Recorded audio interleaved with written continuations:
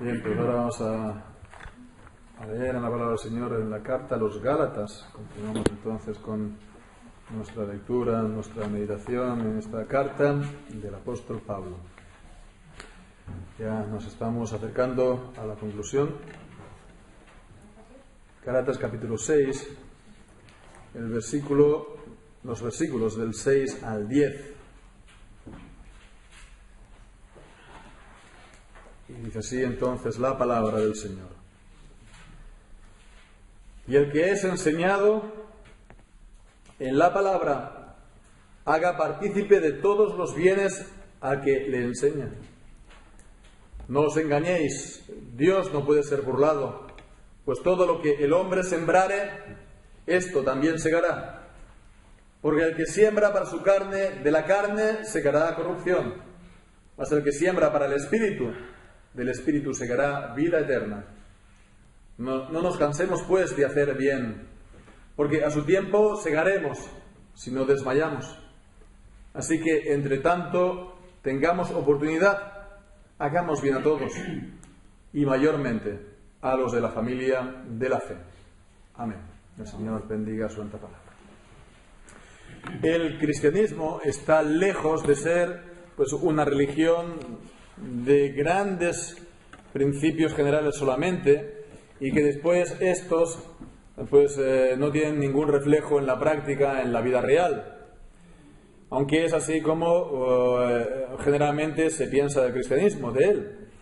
El cristianismo nominal, el cristianismo de la inmensa mayoría de las personas de nuestros países, de nuestras sociedades, porque no hay que olvidar que en nuestros países la inmensa mayoría de su población sigue siendo nominalmente cristiana. Son nominalmente cristiana o de confesión cristianos. Y bien, así se concibe el cristianismo, ¿no? Que no tiene ninguna o poca relación con la vida real. Esto en contraste con lo que siempre era el mundo evangélico, la iglesia evangélica. Hace unos 25 o 30 años, cuando conocí el evangelio, se consideraba el cristianismo nominal era algo solamente de la iglesia católica romana, y también se pensaba así, por ejemplo, del protestantismo, de las grandes iglesias protestantes históricas como el luteranismo, la iglesia anglicana, pero que en sí mismo el ser evangélico era ser alguien que ha conocido la verdad de la palabra de Dios, que se ha convertido y que entonces está viviendo una vida consistente con los mandamientos y con los principios generales de la palabra de Dios. Por lo tanto, una vida bíblica. Como decía, esto es ya hace una generación, de 25 o 30 años atrás. Hoy en día, creo que seguramente no se pueda decir lo mismo aquí en España. El número de iglesias, si pensamos, ha crecido, no voy a decir exponencialmente, pero casi. Y asimismo también el número de creyentes o de personas afines, de personas que se identifican con las iglesias evangélicas y que las visitan así de tanto en cuando. Y que, muchos de ellos, no sé si la mayoría, pero están viviendo vidas que se diferencian poco, muchas veces, casi nada, de lo que se vive fuera de las iglesias, en la sociedad. Es decir, sin que la Biblia tenga ninguna influencia, ningún peso en la manera de ser y en la manera de vivir. Es decir, que sí, el cristianismo nominal no es algo que no sea algo ya tan ajenos como antes. Y cuando esto ocurre, hemos de estar pensando, a la hora de buscar responsabilidades, busquémoslo en el estado espiritual de las iglesias, de los ministros y de la enseñanza que se da allí. Sin embargo, la Biblia no es así. La Biblia es un libro práctico por excelencia. Y es un libro, por lo tanto, para nuestra fe, pero para que después nuestra fe sea llevada a la realidad, a la vida, a la práctica. Es para llevar entonces a la práctica nuestra fe. Y bien, pues tomemos como por ejemplo estos versículos que hemos leído. Es bien práctico lo que hemos leído. Primeramente, aquí el apóstol Pablo nos da un deber que hemos de realizar, de cumplir. En segundo lugar, una advertencia. Y en tercer lugar, una exhortación. ¿Y de dónde viene todo esto? Pues viene, como hemos estado viendo, de la vida cristiana, de cómo hemos de vivir como cristianos, de manifestar por nuestra vida nuestra fe, nuestras creencias. Toda la sección, desde el final del capítulo 5, está hablando entonces de vivir en el Espíritu, de andar en el Espíritu, de los frutos en el Espíritu. Al principio del capítulo 6, la vida cristiana. En el capítulo 5, versículo 13, pues dice que a libertad sois llamados, pero no uséis la libertad como ocasión para la carne, sino servíos en amor o por amor unos a otros. O en el versículo 25, si vivimos en el Espíritu, andemos también en el Espíritu. En el capítulo 6, versículo 2, sobrellevad los unos las cargas de los otros y cumplid así la ley de Cristo. Por lo tanto, vemos que no se queda la Biblia en principios generales, sino que desciende también a casos prácticos y muy concretos y muy particulares, como el deber que primeramente nos presenta aquí el apóstol en el versículo 6. Es una aplicación. Es un ejemplo concreto más, vemos. Dice, el que es enseñado en la palabra, haga partícipe de todos los bienes al que le enseña. Está hablando, por lo tanto, del mantenimiento económico de los pastores. Cuando está hablando de los bienes, está hablando de, de los bienes económicos, mantenimiento, económico. Está hablando por una parte, dice, el que es enseñado, y después por otra parte, el que le enseña. El que es enseñado en la palabra, el que le enseña literalmente es la misma palabra, digamos, o la misma familia de palabras. Literalmente sería el que es enseñado catecúmeno y el que enseña catequista. Entonces, proviene del verbo que encontramos en Lucas capítulo 1 y versículo 4, hablando de Teófilo. Lucas capítulo 1 y versículo 4, cuando dice allí, para que conozcas la verdad de las cosas en las cuales has sido enseñado. O también en Hechos capítulo 18, y ahí está hablando de Apolos. Dice, este había sido instruido en el camino del Señor. Este verbo que es catecheo en griego, de ahí catecismo, catecúmeno, catecista, etcétera, tiene el significado, ¿no?, de enseñar de manera sistemática las doctrinas de la fe cristiana. Bien, entonces esto implica una serie de cosas, al menos dos. Primeramente, que la fe cristiana se puede expresar, resumir en un conjunto de proposiciones de verdad, declaraciones breves, que es lo que llamamos doctrina. Por ejemplo, que Jesucristo es Dios hecho hombre, la encarnación, que Dios es Padre, Hijo y Espíritu Santo, un Dios entre personas, la Trinidad, que Dios es creador, que Él ha creado todas las cosas de la nada por su palabra, la creación, que el hombre es pecador en su propia naturaleza, el pecado original, que Jesucristo ha obrado la salvación con un sacrificio expiatorio, la redención, la expiación, el sacrificio expiatorio de nuestro Señor Jesucristo, y así pues todo el conjunto de la fe cristiana, de las doctrinas, de las enseñanzas de la fe cristiana. Y esto, por lo tanto, vemos que es para nosotros, como cristianos reformados, es muy normal pensar así. Es lo más normal, por así decirlo, del mundo, ¿no? Pensar la fe cristiana son las doctrinas de la fe cristiana. Pero realmente en el conjunto del cristianismo nominal no es tan así, no es tan claro. Pensemos, primeramente, la Iglesia Católica Romana, a pesar de las apariencias. La gente piensa que la Iglesia Católica Romana es una religión dogmática, ¿no? Una religión dogmática, y que el protestantismo pues es una religión menos dogmática, ¿no? De la libertad, del pensamiento, etcétera, etcétera. Bueno, eso es un poco la presentación que se ha hecho siempre desde el protestantismo liberal. Pero, en el fondo, la Iglesia Católica Romana no es tan dogmática como se suele pensar.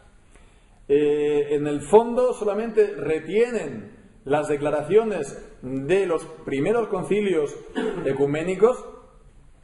Nosotros estamos de acuerdo con los 6 primeros concilios ecuménicos, el tercero ya no, el séptimo ya no, que es el de Concilio Nicea II, a principios de los años 700, que fue el que sancionó el uso de las imágenes. Y después ya a partir de ahí, bueno, pues sobre todo el Concilio de Trento, ¿verdad? Habiendo rechazado por entre medio la reforma de la Iglesia. Pero bueno, digamos que son declaraciones muy generales, sobre todo centradas en la doctrina de la Trinidad, en la persona de nuestro Señor Jesucristo, que fueron las primeras, digamos, controversias de los primeros siglos en la Iglesia.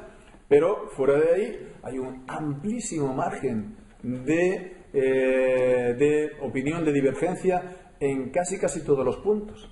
Entonces no es tan una religión dogmática como la gente lo piensa, más bien lo contrario. O en el protestantismo liberal, que vamos a decir, ¿no? El protestantismo liberal es una religión subjetivista. Para que, bueno, pues de esa manera pues se ha acomodado pues a los tiempos, al tiempo después de la Revolución Francesa, porque si el cristianismo es una fe subjetivista, no puede ser una fe oficial de ningún país. Entonces vemos, ahí está la razón de muchas cosas, ¿verdad? Incluso en la teología.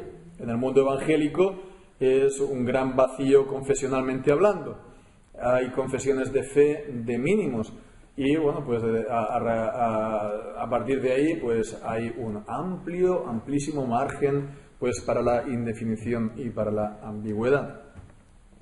Pero vemos que la palabra, la fe cristiana, puede ser enseñada en un conjunto de doctrinas claras y precisas. El que enseña pues tiene, por lo tanto, este ministerio. Y por lo tanto, esta es la segunda cosa que se puede ver de esta declaración, es que en la Iglesia, en el cristianismo o la Iglesia, también existe un cuerpo de oficiales que tiene a cargo la enseñanza de la fe, de la palabra de Dios, de esta doctrina. Son pues los pastores maestros que habla el apóstol en Efesios capítulo 4. Ellos pues tienen este encargo del Señor, este llamamiento, por lo tanto, de traer la enseñanza de la palabra de Dios, y ese es, digamos, fundamentalmente su oficio, ¿no? Sí, es pastor y ha de cuidar a las almas, pero también están los ancianos gobernantes para ello. Sí, él tiene que sobrellevar pues la vida de la Iglesia, pero también están los diáconos para ello. También están los demás hermanos de la Iglesia que pueden servir con sus distintos dones y con sus distintas capacidades. Entonces él no tiene que hacer toda la vida de la Iglesia, pero si hay alguna cosa que sobre todo tiene que hacer es atender a esto, a la enseñanza de la palabra de Dios, además también pues de la oración, como vemos en Hechos capítulo 6.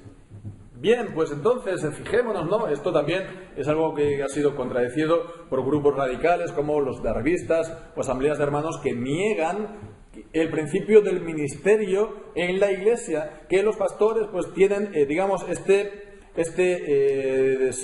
ministerio en exclusiva de la enseñanza y de la predicación en la Iglesia. Y por lo tanto vemos que lo que se desprende es que a estos siervos del Señor que dan la enseñanza, este ministerio de enseñanza, se les tiene que también sostener económicamente para que puedan llevar a cabo, para que puedan continuar este ministerio. Esto decíamos, es un deber y es bueno que se presente de esta manera porque así lo plantea la palabra del Señor. Vemos en Primera de Corintios en el capítulo 9. Primera de Corintios capítulo 9. Ahí leemos desde los versículos del 7 al 10 primeramente y después el versículo 14. Dice: ¿quién fue jamás soldado a sus propias expensas? ¿Quién planta una viña y no come de su fruto? ¿O quién apacienta el ganado y no toma de la leche del rebaño? ¿Digo esto como hombre? ¿O no dice esto también la ley? Porque en la ley de Moisés está escrito: no pondrás bozal al buey que trilla. ¿Tiene Dios cuidado de los bueyes? ¿O lo dice enteramente por nosotros? Pues por causa de nosotros está escrito: porque con esperanza ha de arar el que ara, y el que trilla con esperanza de recibir el fruto. Así, por lo tanto, ya lo instituyó el Señor en la ley de Moisés, en el Antiguo Testamento, pero también el Señor Jesús cuando dice en los Evangelios: digno es el obrero de su salario. Por lo cual dice en el versículo 14: así también ordenó el Señor a los que anuncian el Evangelio que vivan del Evangelio. Ordenó el Señor.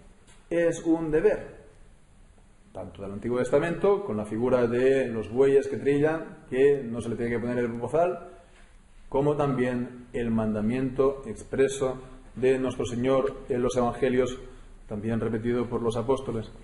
Vemos que también es un deber que es por corresponder al bien que ha recibido. Dice aquí en Gálatas 6 que haga partícipe de todo bien. Hay una comunión, ¿verdad? Hay una comunión espiritual por el cual el que enseña le da el bien de la palabra de Dios. Bien, pues en esa comunión también el que es enseñado, que recibe ese ministerio de la palabra de Dios, hace partícipe de los bienes materiales también al que le ha enseñado. En el capítulo 9, de nuevo, de 1 de Corintios, en el versículo 11 dice: si nosotros sembramos entre vosotros lo espiritual, es gran cosa si segáremos de vosotros lo material. Si se le da, por lo tanto, el bien de la salvación, por el cual tienen la vida eterna, pues qué menos pues que ellos también puedan recibir de los demás, entonces, el bien correspondiente a esta vida. O también pues es un deber para expresar el amor cristiano, como dice en el capítulo 13, pues a libertad sois llamados, pero no uséis la libertad como ocasión de la carne, sino servíos por amor unos a otros. Entonces, el amor es práctico. El amor no es solamente cuestión de palabras: oh sí, hermano, cuánto te amo, o hermana, cuánto te amo. Dice en el capítulo 5 de Primera de Juan, capítulo 3 de Primera de Juan, del versículo 17: pero el que tiene bienes de este mundo y ve a su hermano tener necesidad y le cierra sus entrañas, ¿cómo permanece el amor de Dios en él? ¿Cómo tiene, pues, amor de Dios si ve uno a su hermano padecer necesidad y le cierra, por lo tanto, su corazón o sus entrañas? Entonces vemos, ¿no? Esto es algo que también se tiene que hablar porque es un deber, es algo que para los pastores puede resultar a lo mejor un poco chocante o violento. Bueno, hay otros que no tienen ningún reparo en hacerlo y lo están haciendo prácticamente a cada culto.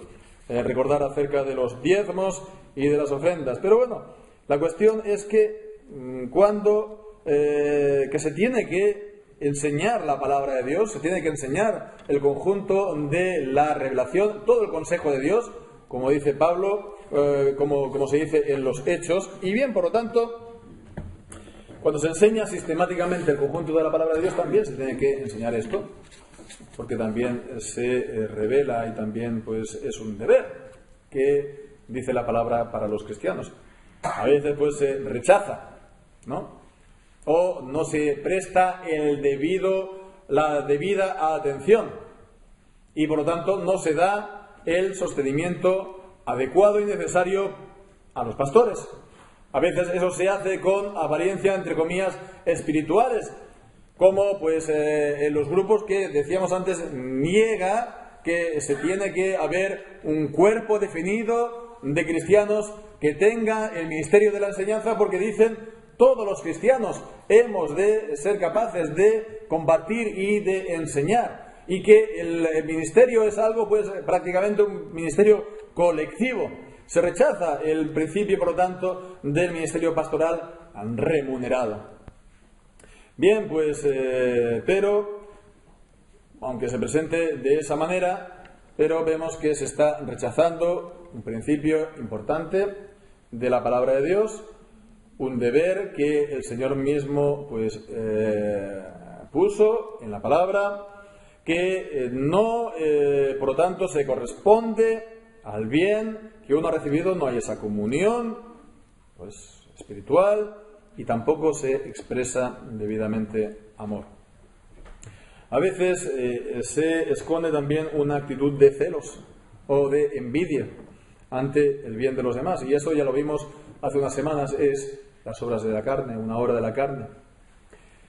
Y por lo tanto, pues es decir, mira, que poco hace, que bien vive, ¿no? ¿Por qué le tengo que estar sosteniendo yo, ¿no? Con lo que a mí me cuesta ganar el dinero. Bueno, pues esto es algo de lo que se sirve el diablo, Satanás, para impedir el mantenimiento de los pastores y de esa manera, por lo tanto, dificultar, comprometer el mantenimiento de la Iglesia del Señor, ya no solamente de los pastores, sino de la Iglesia del Señor, atacando por la vía de la necesidad de los siervos. Por lo tanto, vemos este deber, pero después, por otra parte, vemos, en segundo lugar, la advertencia que hace Pablo. En el versículo 7, dice, no os engañéis, Dios no puede ser burlado, pues todo lo que el hombre sembrare, eso también segará. Cuando está diciendo, no os engañéis, vemos que es bien fácil engañarse y ser engañado. Nuestro corazón, pues es muy fácil de ser engañado, pero siempre en un sentido, en aquello que nos relaja de lo que nos dice la palabra de Dios. En ese sentido nos resulta muy fácil ser engañado. Pero nos dice, Dios no puede ser burlado. Y esta declaración, pues bueno, como Calvino muy bien decía en su comentario, esto está en su contexto y se está refiriendo a lo que acabamos de leer. Dios no puede ser burlado.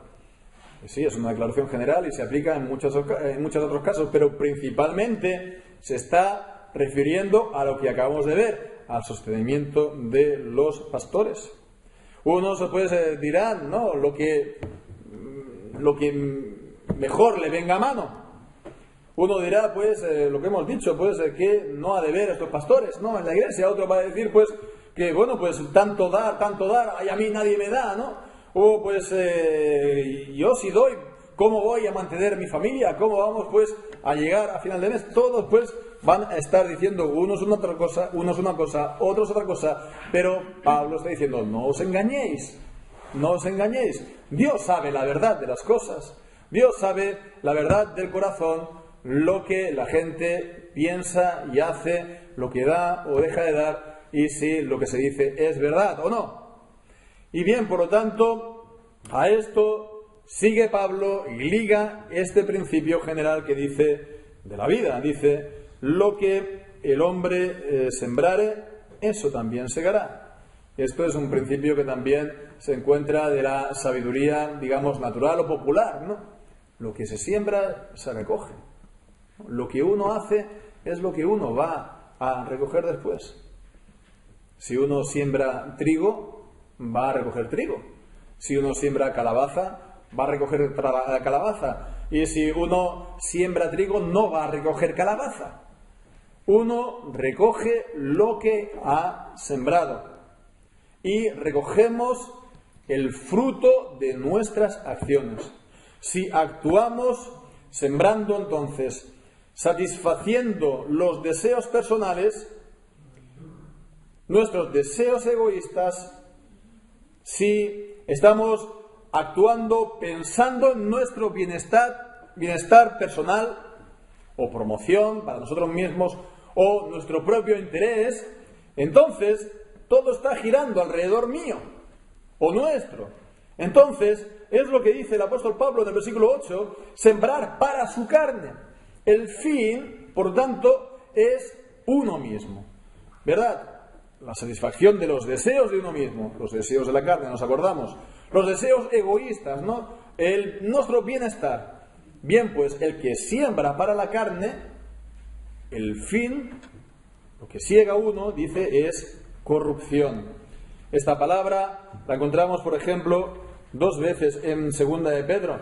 En el capítulo 1, esta corrupción está hablando de la corrupción interior de los hombres.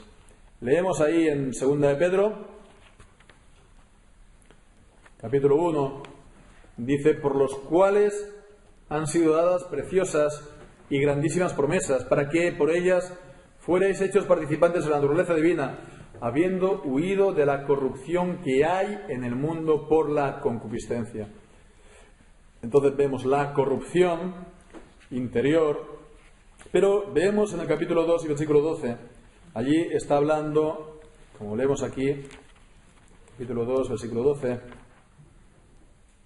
mas estos, blasfemando de las cosas que no entienden, como animales irracionales, nacidas por naturaleza para presa y destrucción, perecerán en su corrupción. Aquí está hablando de la destrucción, es decir, del estado de ruina y destrucción de los hombres. Y esto es pues también a lo que se refiere el Señor Jesús en los Evangelios, cuando habla de la condenación, como que su gusano no muere. Su gusano no muere, la corrupción, la destrucción. No está hablando aquí de la aniquilación de las almas, sino que está hablando de este estado de eterna destrucción, eterna condenación. Vemos, por lo tanto, lo que decíamos también hace unas semanas acerca del supuesto cristiano carnal. Una cosa es que nuestra naturaleza sea la carne, nuestra naturaleza sea, pues sí, ser carnal. Eso es nuestra naturaleza, pero eso no es una opción para nosotros como cristianos. Porque el que siembra para la carne, el carnal es el que siembra para la carne, y aquel que, por lo tanto, siembra para la carne, recibe, ¿qué? Corrupción, condenación eterna. Así, por lo tanto, uno ha de ser espiritual. Uno ha de andar en el Espíritu. Uno ha de ser guiado por el Espíritu. Y entonces uno ha de sembrar para el Espíritu, como dice aquí en el versículo 8, la segunda mitad. Mas el que siembra para el Espíritu, del Espíritu segará la vida eterna. Por lo tanto, es sembrar, pues actuar según los impulsos del Espíritu Santo, andar en el Espíritu, lo que veíamos. Es, por lo tanto, para cumplir su voluntad, sus impulsos, como el Señor pues nos dice en su santa palabra lo que hay que hacer y nos mueve desde el interior para hacerlo, estar atento a su voluntad para cumplirlo. Ya no es entonces para satisfacernos a uno mismo, sino para servir al Señor, sino para honrarlo a Él. Y entonces, ¿quién hace esto? Dice, del Espíritu recibirá vida eterna. Evidentemente aquí no está hablando de la salvación por las obras, porque el que siembra para el Espíritu, ¿quién es? Pues es aquel que anda en el Espíritu, es aquel que ha recibido el Espíritu Santo. Y entonces, por lo tanto, es aquel que es salvo por la fe en Cristo, y es el Espíritu quien lo une a Cristo por la fe. Así, por lo tanto, lo que aquí está diciendo el apóstol es que el que es salvo por la fe vive en el Espíritu Santo, y el que vive en el Espíritu Santo siembra para el Espíritu Santo, y por lo tanto aquel tiene vida eterna. Y bien, por lo tanto, esto es una advertencia, vemos, fuerte, ¿no? Que dirán, hombre, pues me está aquí condenando por no estar, digamos, ofrendando, sosteniendo a los pastores. La cuestión ya no es tanto el hecho puntual, porque esto es un ejemplo, porque se puede hablar entonces de otras cuestiones. La cuestión es ¿para qué se vive? ¿Qué es lo que está detrás de las acciones? Si es para la carne o si es para el espíritu que se vive. Si nuestras acciones pues se traduce que estamos viviendo para el espíritu, sí o no. Aquí el apóstol, por tanto, sí, entre comillas, está hablando fuerte. Está hablando duro a los cristianos. En este punto concreto, tal vez este sería posiblemente un problema concreto que tenían los gálatas, uno más, aparte del problema doctrinal con los judaizantes. Tal vez ellos pues tenían dificultades para ofrendar a sus legítimos pastores, y vinieron los otros, pues a lo mejor que tenían esa faceta, digamos, ya resuelta, y se iban detrás de ellos. No se sabe, es tal vez esto hablar por hablar, pero podría ser. Es bastante llamativo que aquí el apóstol saque a relucir esto. Pero fijémonos, sí, es palabras fuertes, pero no se queda solamente en esto. No solamente está con la vara, sino que también pues está hablando pues con mansedumbre, porque vemos la palabra de exhortación y de ánimo con las que concluye en el versículo 9 y 10. Son estas palabras de exhortación. Dice: no nos cansemos pues, no nos desanimemos pues de hacer el bien. Y bueno, pues esta palabra es el mismo significado que lo que encontramos en otros pasajes de la Escritura. Es el mismo verbo, pero varía en otros lugares, tal como está escrito la Escritura. Leemos en segunda de Tesalonicenses, capítulo 3, versículo 13. Ahí está hablando de los cristianos. Segunda de Tesalonicenses 3:13 dice: y vosotros, hermanos, no os canséis de hacer el bien. O también en Lucas 18 y versículo 1, Lucas 18, versículo 1,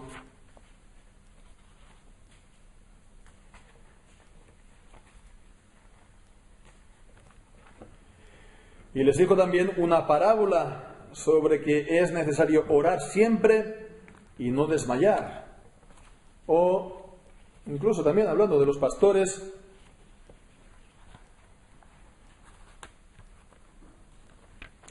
en 2 Corintios capítulo 4, versículo 1, por lo cual, teniendo nosotros este ministerio según la misericordia que hemos alcanzado, no desmayamos.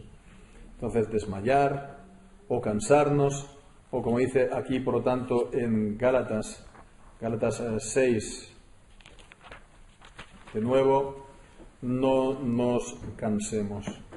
Y es sinónimo a lo que dice también al final del versículo: no nos cansemos pues de hacer bien, pues a su tiempo segaremos si no desmayamos.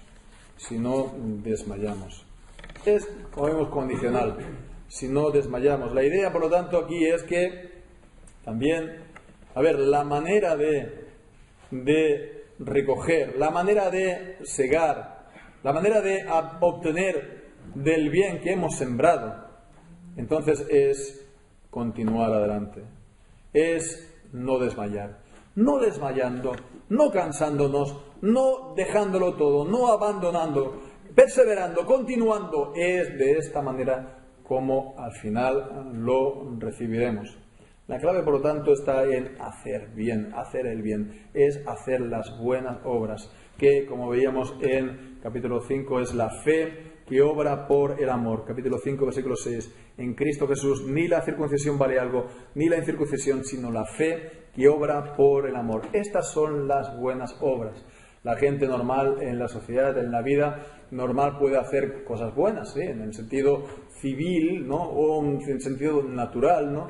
No todos son pues absolutos monstruos, ¿no? También los que no son cristianos son capaces de hacer cosas buenas, pero eso no es agradable delante de Dios, no es, por así decirlo, olor fragante, bello, hermoso delante de Dios. ¿Por qué? Porque no procede de fe a Él, no procede, por lo tanto, de amor a Él. Y, por lo tanto, hacer el bien procede de la fe y el amor a Él. Esas son las buenas obras que a Él le agrada y que a Él le glorifican. Entonces vemos que es la exhortación que hace el apóstol Pablo: no nos cansemos, adelante. Y dice más en el versículo 10: así que, entre tanto que tengamos oportunidad, hagamos bien a todos, y mayormente a los de la familia de la fe. Una vez más, hacer el bien, ¿no?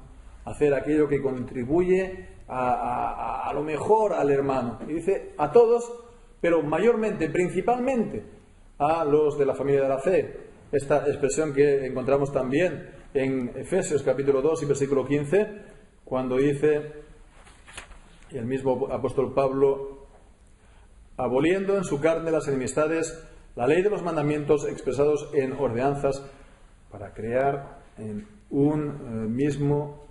sí mismo de los dos un nuevo hombre, haciendo la paz. No es este, pero bueno.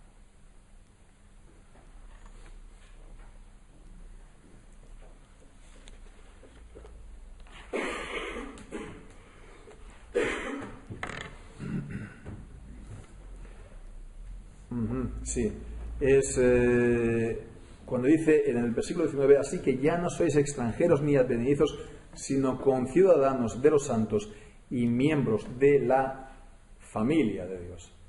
Esta es la idea, la familia de Dios. La familia de Dios, y aquí está diciendo la familia de la fe.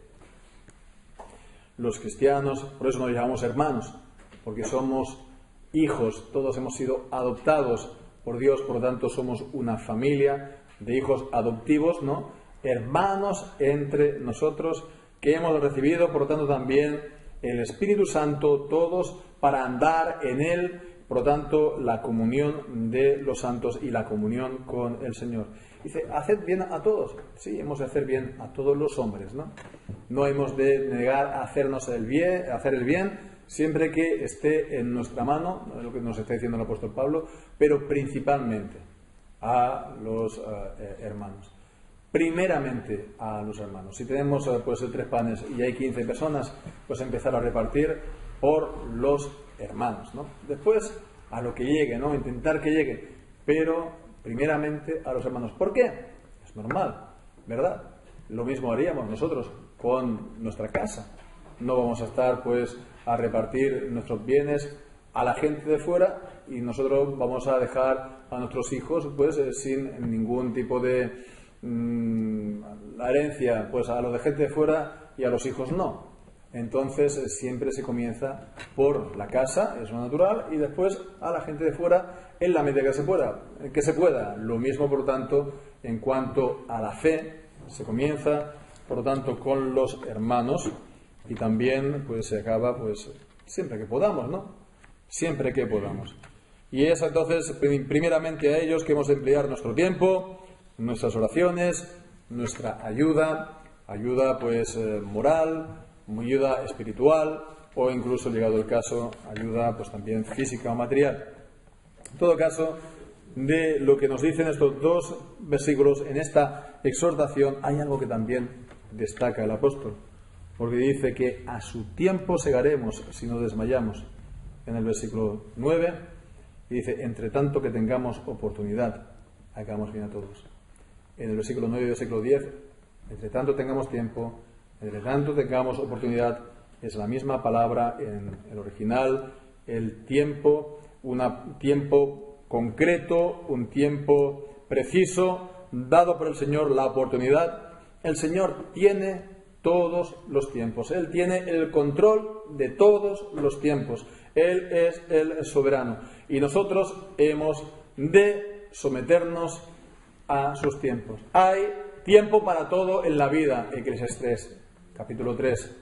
Hay tiempo pues para nacer, hay tiempo para morir, hay tiempo pues para hablar, hay tiempo para callar, hay tiempo para la guerra, hay tiempo para la paz, hay tiempo para todo. Hay que saber, por lo tanto, cuál es el tiempo en concreto que nos está dando el Señor, que me está dando Dios ahora en el día a día. Pues, ¿qué es lo que me está dando el Señor?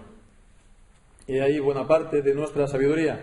Y en general, para los cristianos, nuestro tiempo es lo que nos dice el apóstol en 2 de Timoteo, capítulo 2, versículo 3 al 6. Ahí leemos: Tú, pues, sufre penalidades como fiel soldado de Jesucristo.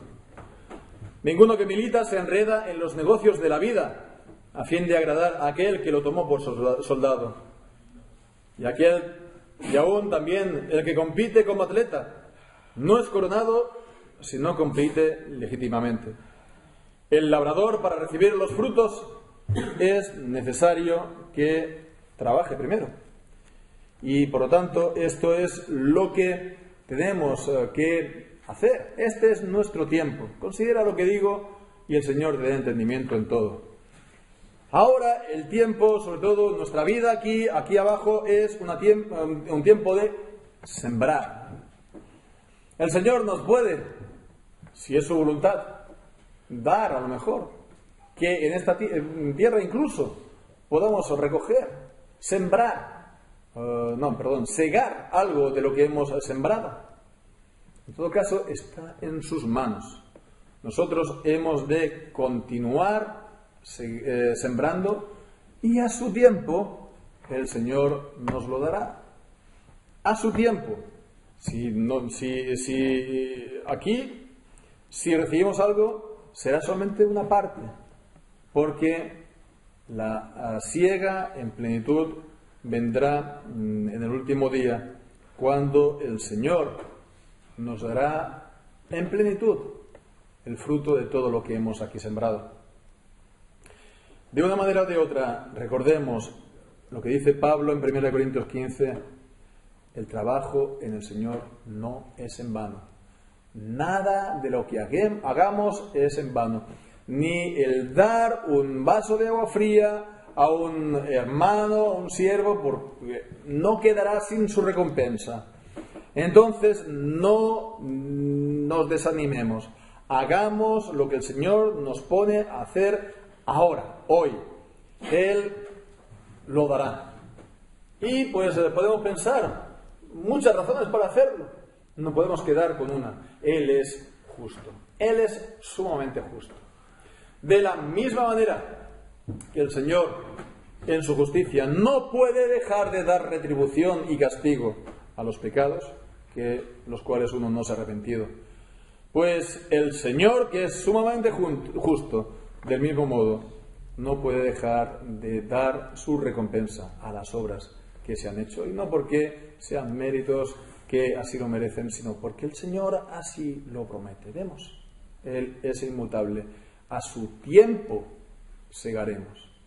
Y toda obra hecha en el servicio al Señor recibirá recompensa de parte de Él. No nos cansemos entonces, ni nos fatiguemos, ni nos murmuremos por lo que el Señor nos da en su providencia en el día de hoy. Esperemos y estemos confiados entonces a hacer lo que el Señor nos da para el día de hoy, según pues su misericordia, porque el Señor pues nos dará una abundante paga en el último día para su gloria. Pues que así sea. Amén. Amén.